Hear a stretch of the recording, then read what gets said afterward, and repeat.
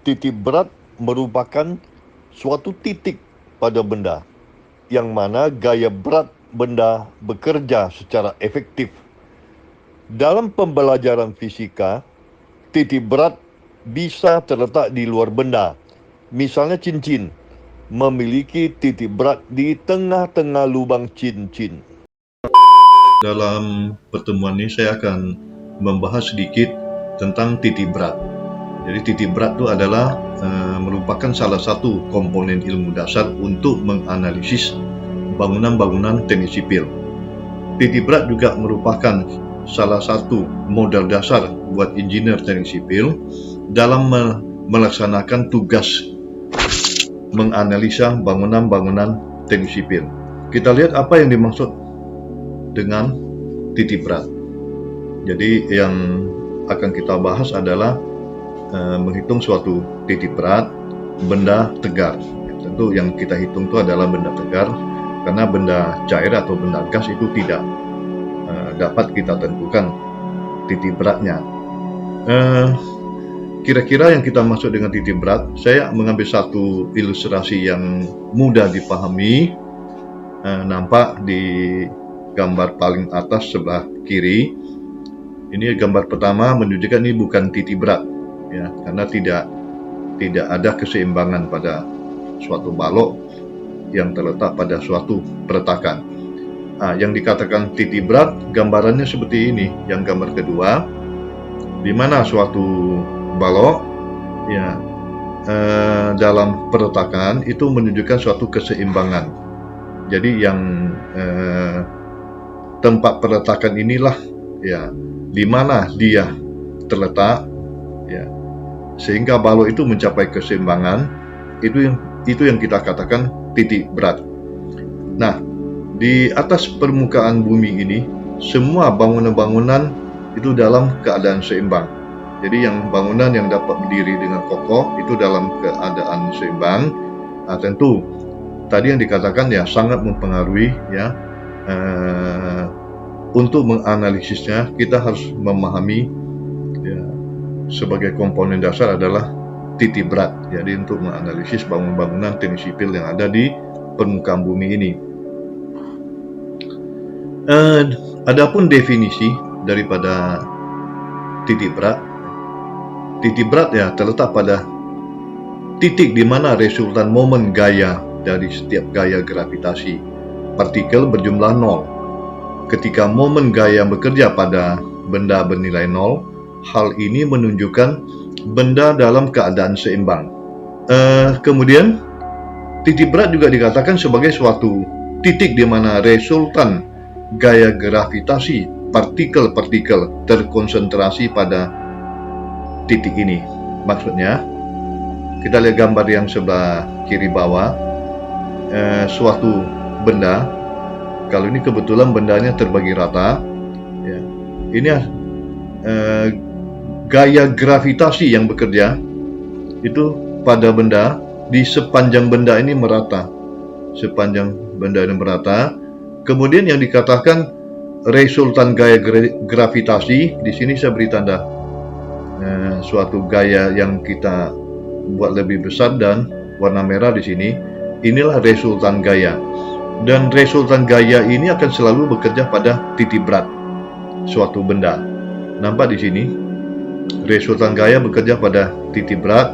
Ya, artinya resultan gaya, mungkin dengan bahasa yang lebih gamblang saya mengatakan sebuah gaya yang dapat mewakili sejumlah gaya-gaya yang bekerja pada suatu benda dan bekerja pada titik berat. Jadi semua gaya-gaya yang bekerja pada benda ini dapat diwakili oleh satu buah gaya yang bekerja pada titik berat yang kita sebut dengan resultan. Nah, sebelah kanan ini paling ujung atas, ini benda tidak beraturan. Benda tidak beraturan, ya. Ini nampak beberapa gaya mewakili, ada 3 kalau di sini, dan akhirnya dapat diwakili oleh satu buah gaya yang kita katakan resultan. Kemudian nanti untuk menganalisis, kita bisa menggunakan apa yang dikatakan statis moment. Nanti penjelasan statis moment itu akan saya jelaskan pada slide berikutnya. yaitu suatu benda. Ini juga suatu benda tidak beraturan, nampak dapat diwakili. Kira-kira titik beratnya di sini, kalau letak di sini kedua belah bidang luasnya akan seimbang. Maka itu dapat diwakili oleh satu buah gaya yang bekerja pada titik berat, yang itu yang dikatakan dengan resultan gaya. Nah, hari ini kita akan membuktikan analisis dengan statis moment suatu luasan terhadap tabel. Ya, ini saya kutip suatu tabel. Tabel juga hasilnya dari analisis. Jadi kita kutip suatu tabel. Ini saya ambil untuk kali ini itu bidang parabola. Ini bidangnya parabola. Jadi parabola itu adalah kurva berpangkat 2. Ya, karena beban Q, ini beban terbagi rata, akan menghasilkan kurva. Bidang momennya adalah berbentuk persamaan bidang momennya berbentuk parabola. Ini ya. Kita cari di tabel ya yang berbentuk parabola. Ini tabel parabola ya, yang kita bisa mengambil tabel yang di bawah ini. Ini tabelnya. Ya, tabel ini nampak garis X di sini adalah titik berat. Ini membagi dua bahagian. Saya boleh mengatakan dua bahagian yang sama luasnya. Ya, yang sama luasnya, sehingga dibagi menjadi Y1 dan Y2 di sini. Y1 dan Y2 kita perbesar, nampak di sini. Ini di dalam tabel ya, di dalam tabel Y1 dan Y2. Bentuk setengah parabola ini kita akan buktikan. Ini ada bentuk setengah parabola daripada bidang momen beban terbagi rata. Kita coba analisis apakah hasilnya sama dengan yang di tabel ini. Nah, di tabel Y1 adalah besarnya adalah 5/8 kali H, di mana H adalah setinggi, di sini tinggi Y1 tambah Y2. Kemudian besarnya Y2 adalah 3/8 kali H. Kalau kita jumlahkan 3/8 tambah 5/8 adalah sama dengan 1 atau sama dengan H. Sebelum kita buktikan, kita melihat berbagai bidang gaya dalam. Ini kalau bendanya terbagi rata, suatu balok terbagi rata, maka bidang momennya persamaan bidang momen akan berbentuk parabola. Bagaimana kalau beban lainnya? Nah, nampak di sini kalau bebannya beban terpusat, ya biasa dikatakan beban P, maka bidang momennya akan berbentuk garis linear. Ini linear, ya. Di mana garis linear adalah kurva berpangkat 1, sedangkan gaya lintang itu adalah satu garis saja. Jadi yang kita bahas sekarang adalah bidang momen. Jadi gaya lintang saya hanya tambahan penyajian. Kemudian untuk beban terbagi rata, bidang momennya persamaan bidang momen akan berbentuk kurva. Jadi nampak ya, yang kedua berbentuk kurva yang berpangkat 2 biasa disebut parabola atau kurva berpangkat 2. Sedangkan pada bahagian yang tidak ada beban terbagi rata, bidang momennya berbentuk linear. Nah, bidang gaya lintang kita lihat yang untuk beban terbagi rata itu akan berbentuk diagonal, ya, berbentuk diagonal. Sedangkan yang tidak ada beban terbagi rata bentuknya horizontal, sama dengan gambar pertama. Nah, untuk gambar ketiga itu ada beban segitiga, ya, beban segitiga. Untuk beban segitiga, persamaan bidang momen ini garis persamaan kurvanya itu adalah kurva berpangkat 3. Ini kurva berpangkat 3, di mana bidang gaya lintangnya adalah merupakan kurva berpangkat 2 atau parabola. Jadi sekarang yang kita jadikan studi kasus atau sampel adalah kurva berpangkat 2 atau parabola, karena bebannya beban terbagi rata. Nah, untuk menentukan titik berat, ya tadi sudah saya katakan di awal, kita akan menggunakan metode statis moment. Ya, statis moment, kemudian menghitung luasannya, itu dengan integrasi. Jadi di sini kita lihat suatu persamaan A kali X besar sama dengan integral X kali X kecil ya kali dA, atau sama dengan integral XY kali dx. Nah, yang formula ini kita katakan statis moment. Formula ini dari mana datangnya? Kita lihat gambar sini yang tulisan tangan ini ya, yang tulisan tangan suatu benda ya, kebetulan dalam kasus ini kita ambil yang parabola. Ini parabola di mana persamaan garisnya Y adalah fungsi daripada X. Kemudian parabola ini karena kita menggunakan integral, kita akan memotong suatu irisan yang kecil ya, yang kecil mendekati 0. Itu yang kita sebut dengan diferensial X atau dx. Karena sangat kecil kita beri nama diferensial X atau dx. Kemudian tingginya adalah Y. Ini tingginya Y. Otomatis ya, karena sangat kecil, kurva yang ada di ujung ini menjadi garis lurus ya, atau horizontal.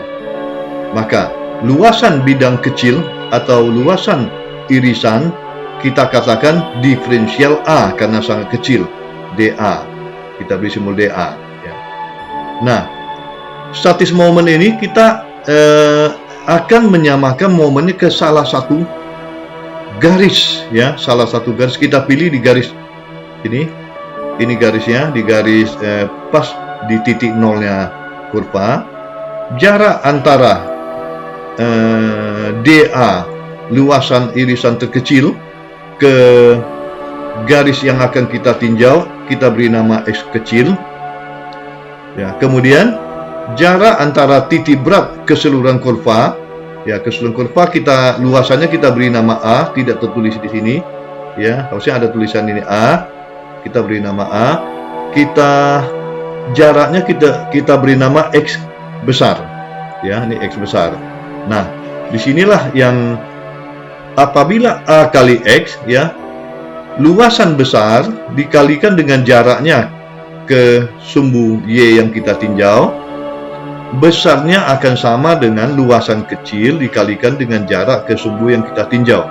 Sekali lagi saya ulangi, luasan bidang besar parabola yang diwakili oleh resultan satu gaya yang bekerja pada titik beratnya dengan jarak X besar dikalikan dengan X besar, jadi A kali X besar di sini akan sama dengan integral. Jadi diberi integral karena ada luasan kecil ya, karena ada diferensial, adalah diferensial A dikalikan dengan X kecil.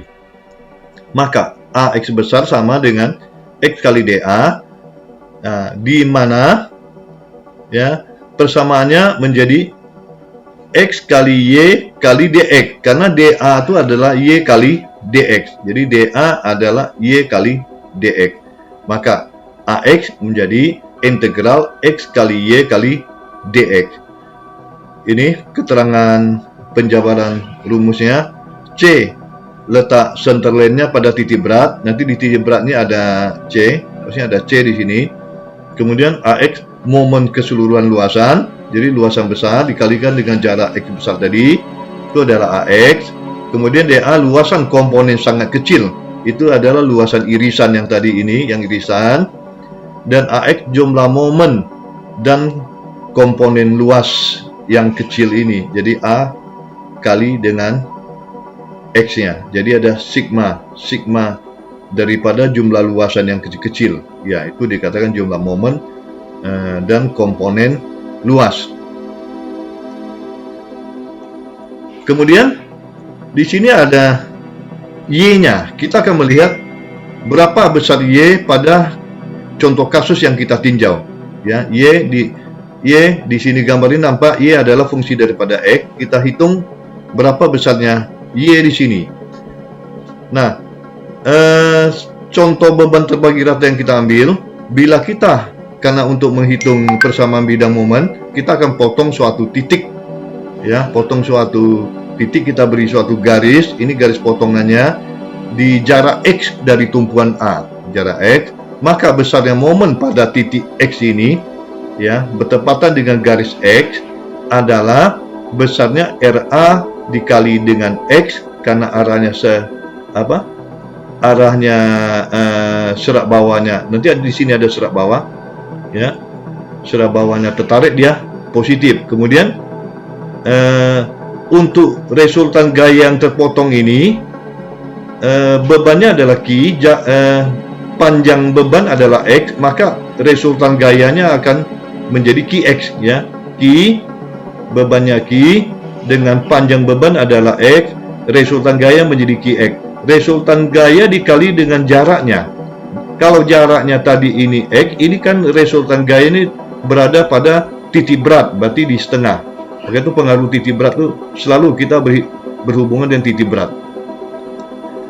Nah, artinya jarak antara QX dengan titik X itu adalah X per 2. Sini X per 2. Maka karena RA besarnya adalah sama QL per 2, karena Q gaya total adalah W itu sama dengan QL, maka LA dan RC menerima setengah Q atau Q per 2, Q per 2. Maka Y, kita akan peroleh Y sama dengan MX sama dengan QL per 2, QL per 2 dikali jaraknya X, ini ketinggalan X-nya, QL per 2 kali X dikurangi Q kali X per 2. Maka rumus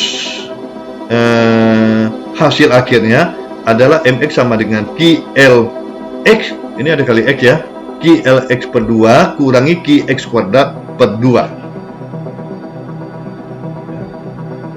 Kita lihat di sini, ini adalah QLX per 2 kurangi QX kuadrat per 2. Ini hasil Y tadi ya. Tapi sebelum sampai ke Y, kita akan melihat ini ada A-nya. Tadi ada A-nya ya. Ini A adalah luasan di bawah persamaan garis atau luasan di bawah kurva. Untuk menghitung luasan di bawah kurva, ini ada rumus matematikanya bahwa kita ingin menghitung luasan ya di bawah suatu persamaan kurva di mana Y adalah fungsi daripada X. Dibatasi yang akan kita hitung dari A ke B. Maka luasan daripada yang di bawah kurva yang diarsir ini yang dibatasi oleh A dan B ya, jaraknya A dan B. L di sini ada luasan merupakan fungsi daripada X. Jadi dan merupakan karena dia fungsi tentu ada integralnya. Jadi luasan adalah integral daripada fungsi fx atau integral dari y dx dibatasi oleh A dan B.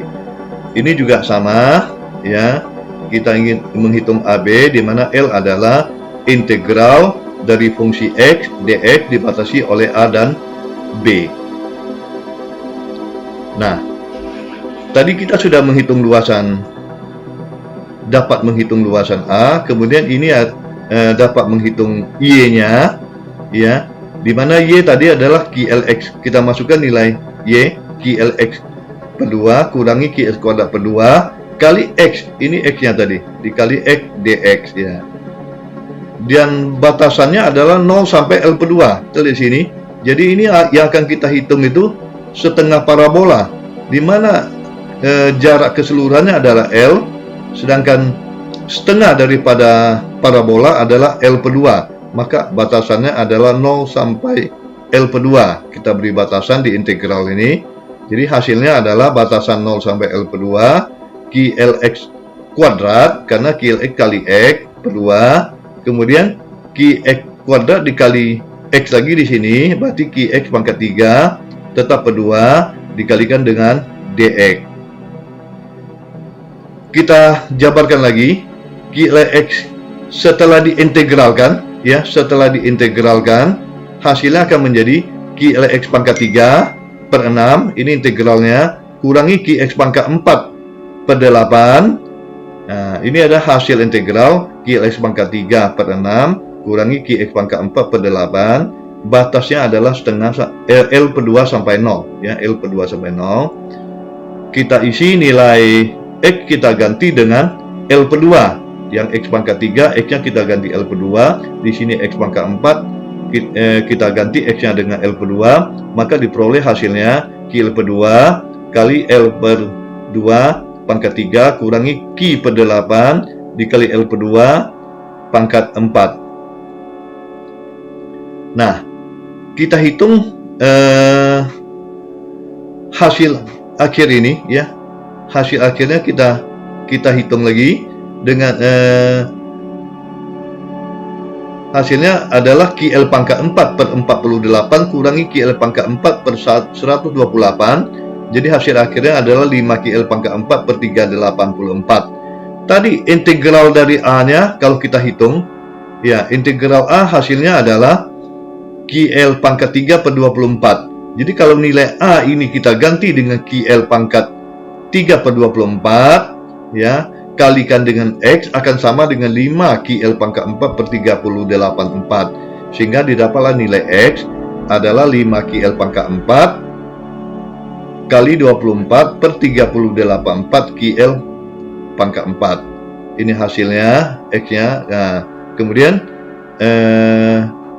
setelah kita kali, ini Q-nya hilang, L-nya hilang, ya. Kita kalikan, Q hilang, QL-nya hilang, ya. Tinggal L, Q-nya hilang, tinggal L. Karena L ini pangkat 4, ini pangkat 3. Tinggal L, tinggal suatu bilangan kali X, kali dengan L. Maka didapatlah bahwa X sama dengan 5 per 16 kali L. Ya, apakah 5 per 16 kali L itu sudah sama dengan tabel, ya? Tadi yang mau kita uji ini tabelnya. Ya, maka kita lihat di sini bahwa X ini, kita lihat X di sini, ya. X ini akan sama dengan, kalau kita ambil setengah parabola, X ini akan sama dengan Y1. Ya, sama dengan Y1. Hasilnya adalah 5L per 16. Ya, 5L per 16 di sini, ya. Kalau L-nya kita ambil setengah, ini setengah L, ya, karena di dalam tabel setengah parabola yang kita hitung parabolanya penuh, ini setengah parabola. Jadi boleh kita katakan 5L ya per 16 karena kali 2 ini setengah parabola kita kali 2 menjadi 5H per 8, ya, ada kali 2 jadi per 8, di mana H itu sama dengan setengah L di sini. Jadi H sama dengan setengah L. Ya. Nah, kita lihat di sini di tabel bahwa Y1 hasil akhirnya adalah sama dengan 5 per 8H. Ini juga 5 per 8H. Jadi terbukti dengan cara statis moment ini, terbukti hasil analisis kita sama dengan yang di tabel. Ya, demikian. Terima kasih, sampai ketemu.